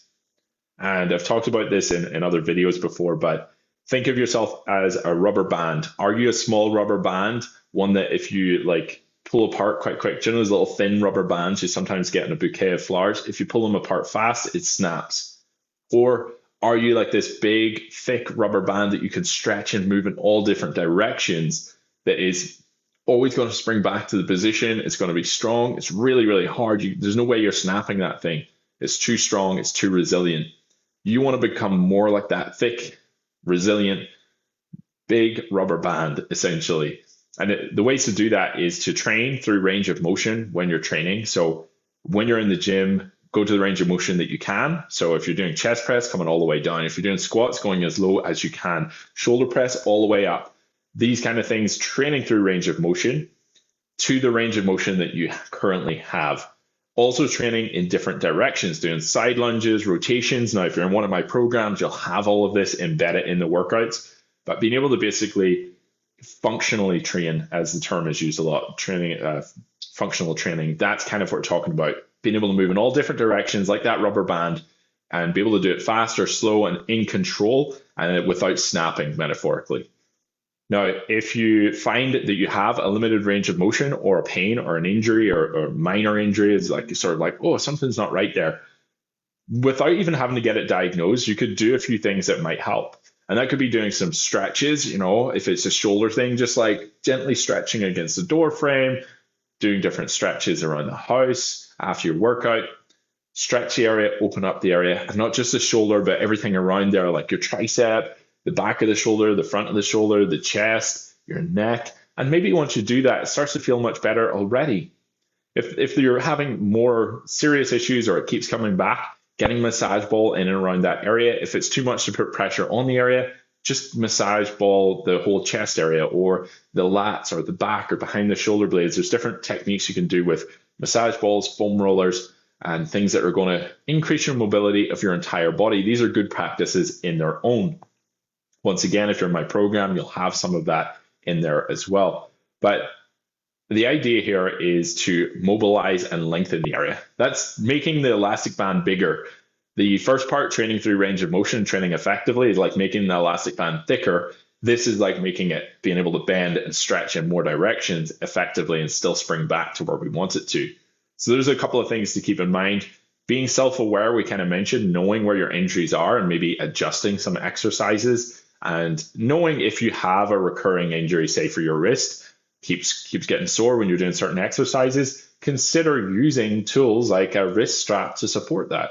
And this is fine to do. And is it a long-term solution? Maybe not, but it's going to help you get through the workouts pain-free. Amazing.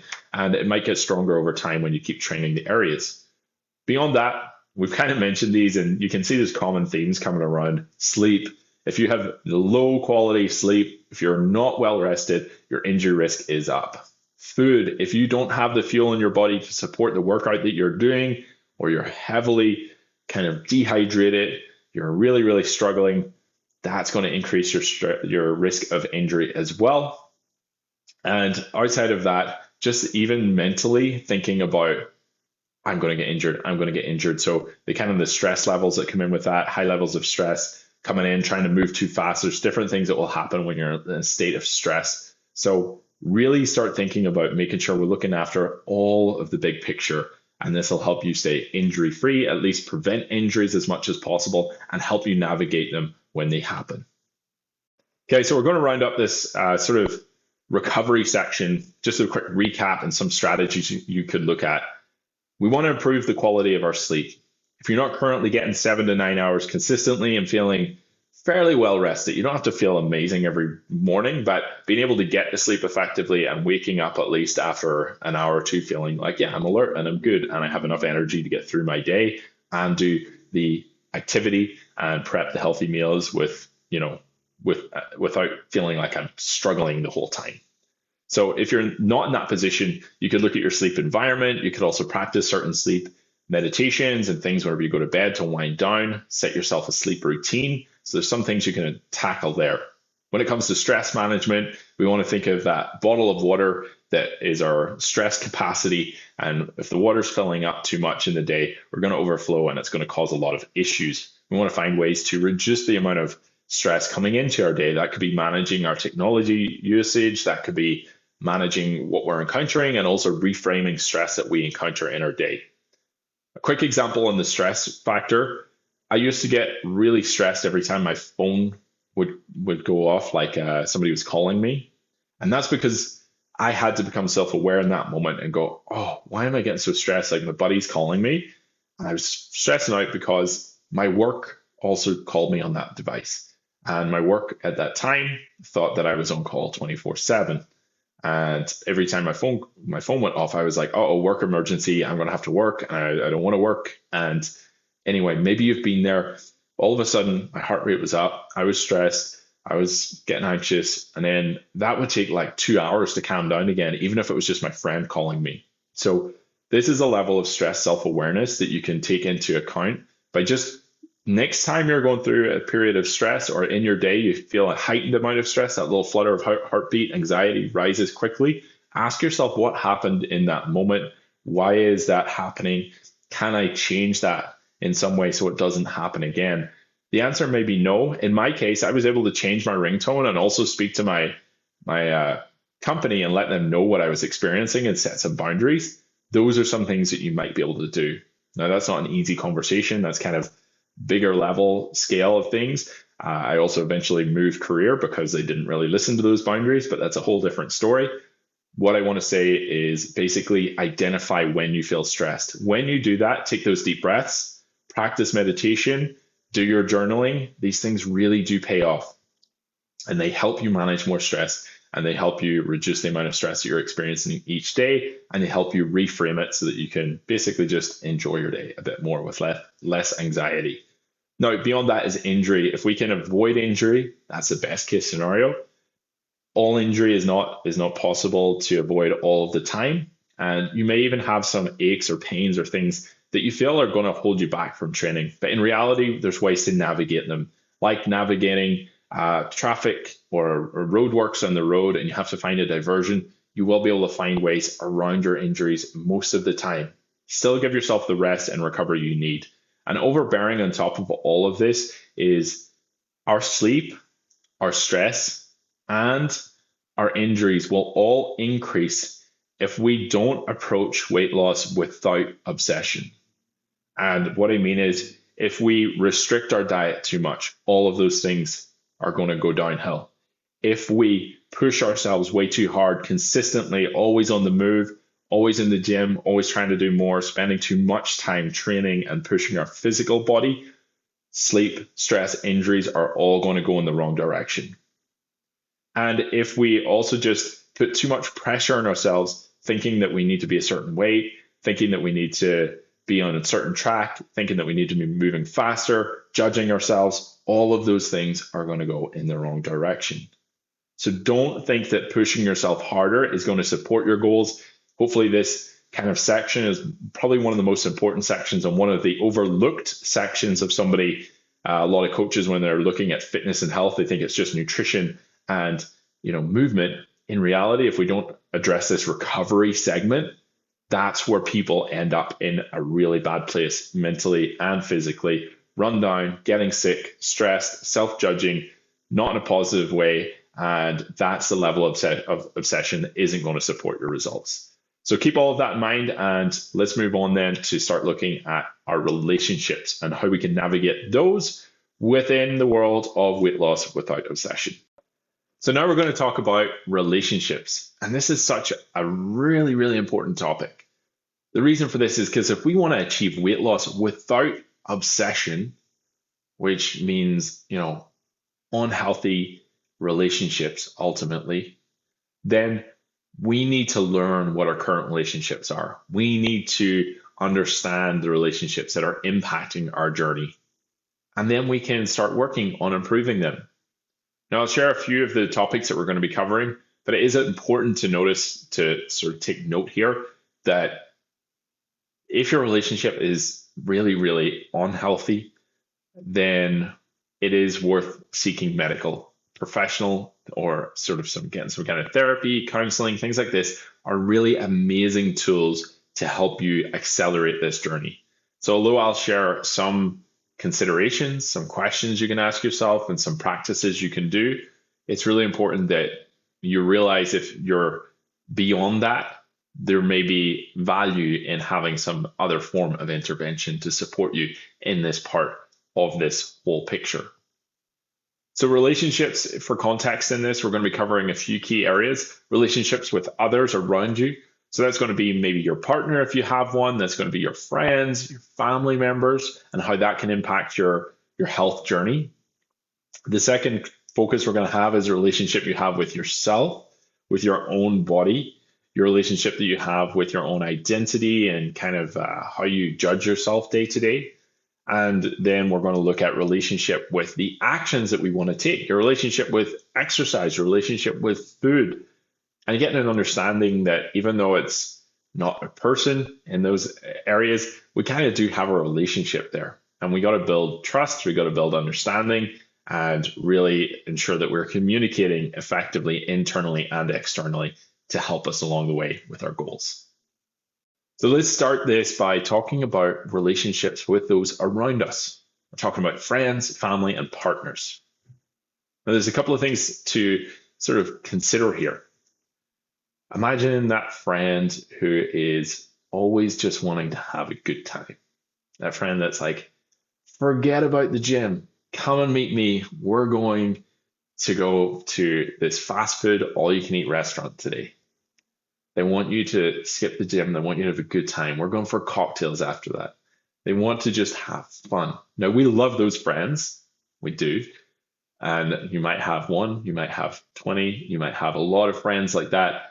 This is really what it comes down to is thinking about those friends that are going to really support your choices or really support you not taking the healthy choices. So Those friends then on the other end of the spectrum might be like, hey, I'm going to do a fitness class. Do you want to join me for this fitness class? Or I'm going for a hike this weekend.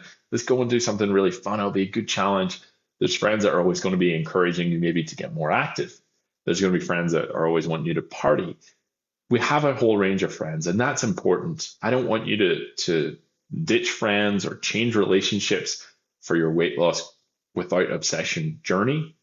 But what it is worth looking at and just considering is that the people around you have so much impact on how much activity you do, the food that you eat, and your stress and kind of recovery as well.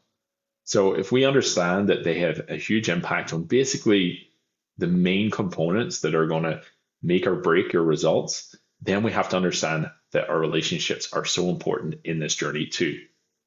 So what do we do? Well, one of the best things to do is set some expectations. This is such a powerful way. And I'll share a short story that I had a client come to me and basically they struggled with setting expectations so much that they actually came to me and said, can you just like, don't tell anyone that I'm training with you. I don't want anyone to know. I just want to do this for myself. And just like, I want it to be almost like a secret that I'm working out. And this is because they felt like if they told their family that they were focusing on their health, or they told their partner that they were now going to the gym, they felt like they would almost laugh at them or not support them and be like, why are you doing that? Why are you spending money on that? You should just like do this instead. And every time they brought up that they were wanting to get professional coaching support, they just didn't have that support from their family. So it was almost like I was a secret trainer for them. They were sneaking into the gym, doing an hour workout, and only after 10 or 12 weeks, when they were getting some more progress results and felt so good about it, did they start telling others that they were actually doing this. Now, I wouldn't encourage that approach, but I also understood it then. And hopefully that short story also reflects how much the relationships in that scenario were impacting their ability to really pursue their health. So set expectations was really coming back to that first point. If you can, sit down with your partner or your family or your friends or the people that you're around, or the next time they invite you out, if you can let them know, like, hey, I want to let you know I'm working on this goal right now. I'm really taking care of myself, putting my health first. And we're still going to hang out. We're still going to have a good time, but I just might adapt some things. I don't want you to change in any way. I just want to let you know if you see me order a water between my drinks, or if you see me order something a little different, or if I encourage us to maybe go for a walk when we grab a coffee instead of sitting in the coffee shop, these are all things that I'm trying to do just to support my best health. I'd really love it if you could support me on this journey. And it's not going to be forever, but I just want to let you know that's my current focus. Now, telling a friend that, or something along those lines, a friend, a family member, or a partner, what you're currently working on, that it's important to you right now, hopefully they'll then go, you know what, that's amazing. Good for you. I'll do what I can to help, whatever it might be. What I would say is avoid getting pulled in by them saying, do you know what you should do? And then they'll say any amount of fad diets. They're going to say, you should try keto. I know someone who tried keto and they lost this amount of weight and they love it and they're doing this and they still have, or you should do Atkins, or you should do DASH, or I read this thing in a magazine the other day. I'm going to send you this article. Have you tried this supplement? Have you tried this fitness class? Have you went to infrared saunas or whatever? They're going to have 1,000 or more potential alternative solutions that you should try. Now, this comes from a good place. They want you to, they hear this goal you're working on. They think of anything they've heard recently because they want to support you. Really, it comes from a good place where they want to have the best for you. They want you to get the results. They hear you say it's important. They want to help along the way. Just manage that part of the relationship. So set the expectation of what you're working on, and there might be some changes. Then when you go and socialize with them, maybe you're making some of those changes that we kind of mentioned. Now, when it comes to them saying to you, you should try this, and some people, like it gets to this extreme where they don't just say you should try this, they end up linking you up with their friend who is part of a multi-level marketing that sells these special multivitamins that you should go and try. And you're just like, it can be a lot. It can be overwhelming. Fitness, nutrition is a whole world of energy for some people. And you might have a friend who maybe even is a coach or who is really passionate about their own health. Maybe not a coach, but maybe someone who's, you know, just loves getting fit, loves working out. You should come work out with me. Let's start meeting at the gym at 6 a.m. and we'll do 5 days a week together. Da da da da da. Just make sure that everything that we're going through in this course you're keeping top of mind, and that while you manage those relationships, when people approach you with that, just say, you know what, I really appreciate the suggestion. I've already got enough to work with right now, and thank you again. But if I'm not getting results, or if I feel like I want to mix things up, I'll make sure and reach out about that. That's all you have to say. Say thank you very much for the suggestion, but no thanks. That's it. Um, Leave it at that. That's all you have to do. You don't have to explain yourself. You don't have to justify anything else. You don't have to justify why you're doing one thing and not another. What you do have to do is just understand those things that we've talked about, that moving slower is often better. If you want to do this without obsession, we got to be able to have balance in our life. We want to do this in a way that's sustainable and works with our lifestyle, your unique lifestyle that isn't somebody else's way of doing things is completely okay. So that's relationships. I guess another one just aspect to consider, kind of an extra little bit here, is with your partner or the people in your household. Choosing what you eat can be really difficult. That can be something where they're like, oh, I don't want to eat this food that you're now eating, or I don't like that, or I don't eat veggies. I've heard it all before, where the partner just doesn't want to eat the same foods. Do your best to find balance. And again, setting that expectation is so important, being like, hey, this is what I'm going to be eating. This is what I'm going to be focusing on. I can even share, I've got like a short plan of what I want to eat for me and meals this week. And if you don't want to eat those meals, then like sort yourself out, or I'll see what I can do to manage both our meals together. Try and find a middle ground and work together. It's not about changing absolutely everything.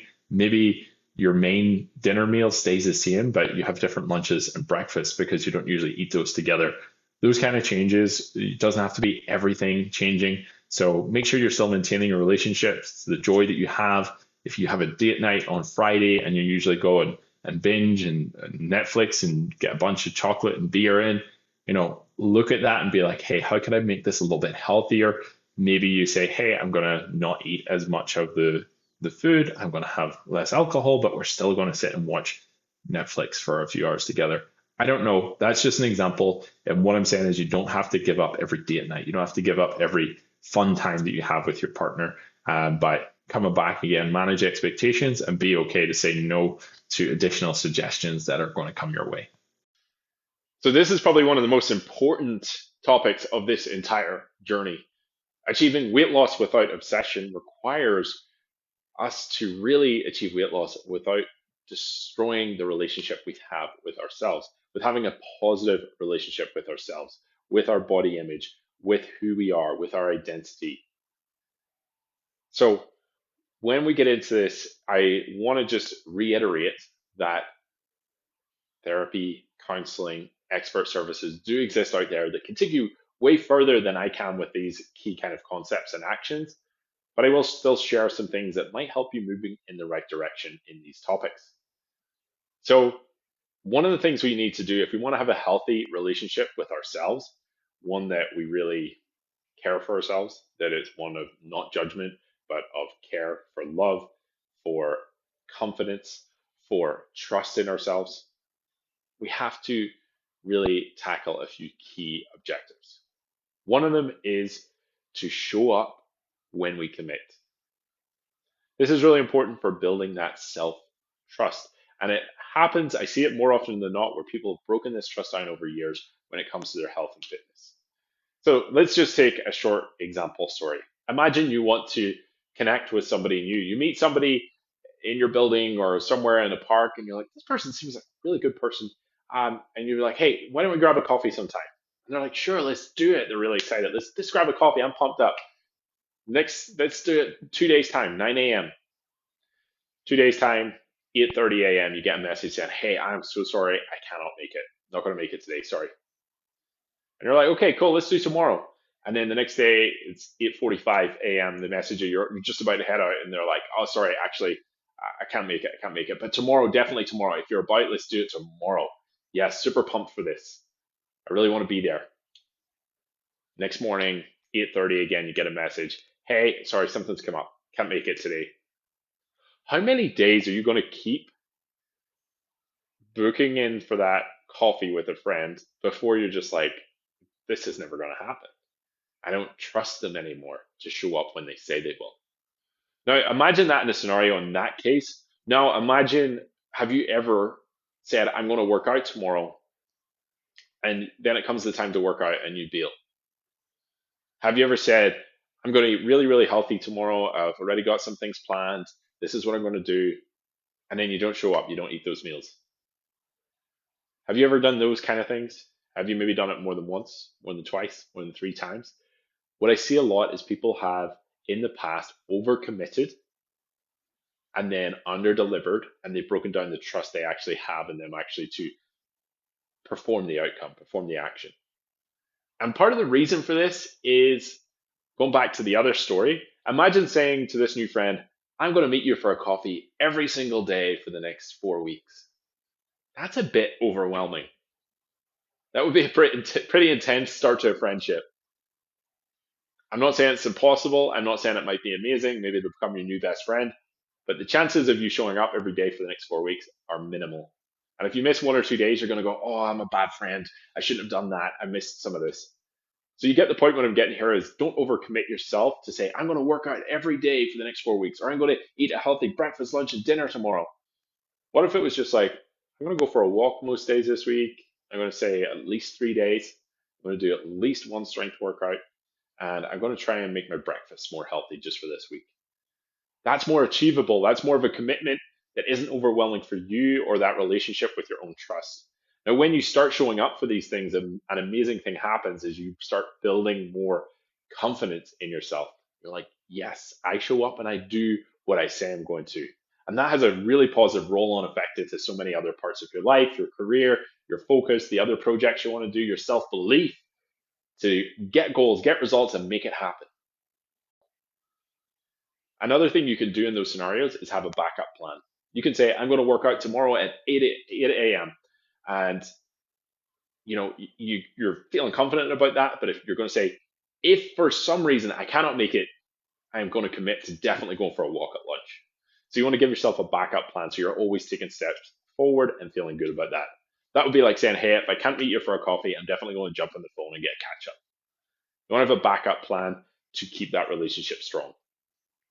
So that's the one part of the relationship. The other part is really how we speak to ourselves and how we judge ourselves. And the best way I can compare this is, how would you speak to one of your closest friends or even a family member? Would you go to them like, "Oh, like you've got like pudgy bits there. You're clearly out of shape right now. I can't believe you're getting out of breath. I can't believe you're wearing that dress today. Oh my goodness, that looks such a terrible combo." Would you ever judge a friend that harshly as we judge ourselves? Because often what I see is people judge themselves so harshly. We're the quickest and most violent judgers of our own body, our own aesthetic, how we look, how we dress, how we style our hair.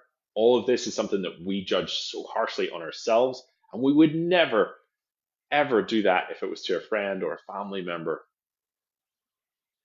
Maybe on the rare occasion, you can say, "Hey, actually, I think that this is a really good color on you." That's fair. Or, "Hey, even like if your friend was like, "I'm not in great shape right now. I've been so bad. I haven't done anything for months." You might say, "Hey, you know what? If your body shape changes, like that's okay. I'm sure you can get back into your routine now." That's how you would speak to your friend if they're a close friend and you wanted to support them. So why not support yourself like that? So the next time, if you're looking in the mirror or you're just judging yourself, you're going, "Oh my goodness," you're just saying to yourself, like, "I can't believe I did that. I'm so bad at this. I'm terrible at this." Bring it back. Be like, "What? How would I respond? if this was a friend encountering this kind of challenge and they were saying, I just feel so out of shape, I feel so frustrated at myself, how would you support them? Try doing that for yourself. Try saying the next time if you're looking in the mirror going like, oh my goodness, I can't believe you're not as lean as you used to be, or you don't have that muscle tone anymore. What would you say if a friend came to you and said those things? You'd probably be like, you know what? You might not, but you don't have time to work out like that anymore. And you also do so much more right now, or you're a parent, or you have a busy career, and there's so much awesome things going on in your life that I'm sure you can, work on your health in a really positive way, get stronger, get fitter. Just do what you can, commit to it as best you can. You would want to uplift them, you would want to encourage them. So again, do that for yourself. Encourage yourself. Be your biggest champion. That is not easy to do, and I'm not saying that you have to go to the mirror and be like, "You're amazing. You're the best thing in the world. You're the best looking person. You've got all this talent." You don't have to go and like cheer yourself up in an artificial way. But what if you just took away from that idea of saying you look terrible to you've got some awesome things going for you, and I know you're working on your body right now, and it might be different to what it was in the past, but I bet you're going to feel stronger and feel amazing if you stick at this program. What if you kind of shifted the language a little bit? So think about that, reframe it in a way that you would speak to a friend. When it comes to that element of, I guess, self-judgment, self-awareness, it's also important to know, and this is just really, really an important message to finish up this topic. Achieving a certain look or a certain body image, that doesn't equal happiness. That doesn't equal happiness. Being able to build that self trust, being able to recognize the power that you have in your body, the amazing things you have achieved in life, the amazing skills you have, being able to enjoy a walk outdoors, being able to say, I get to work out instead of I have to work out.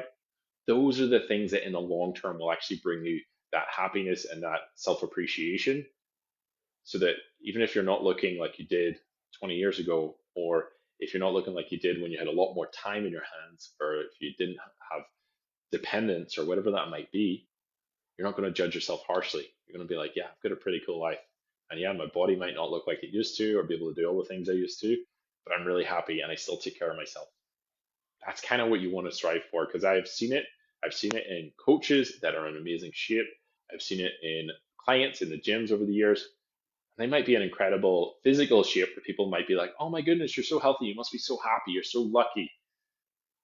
And actually, they're not. They're not satisfied. They're constantly bullying themselves into doing more, living in misery sometimes. And that's not what we want. So keep that in mind and let's work on that relationship with ourselves. Okay, so now we get to round things up. All I want to say is thank you for being here. Thank you for sort of getting involved in something like this. I really, really want these key messages that I've communicated in this to be things that we can communicate down the line to the next generation. There's so much confusing, overwhelming, and sometimes unhealthy advice out there about achieving weight loss that leads to obsession. And when I'm talking about obsession, I mean that self judgment, that feeling guilty over not eating a food that is considered healthy by societal standards, that feeling ashamed because we're not in a certain body shape that is considered ideal by societal standards. And really, what I want you to do is just like really love your own body, love your own journey, focus on getting strong and healthy. But if you do want to achieve weight loss, hopefully those elements of activity, nutrition, recovery, and our relationships that we've covered here are going to help you take those steps in as healthy way as possible. Because I understand it's also important for us to look after how we look, and also excessive weight gain can be unhealthy for certain individuals. So we want to be in optimal health. But if you follow everything that's in here, I know it's not simple, but it never is. But if you at least start taking action and follow some of the key frameworks, you will be able to move forward. You'll be able to get the results you want, and hopefully at the end of it, just feel amazing as well.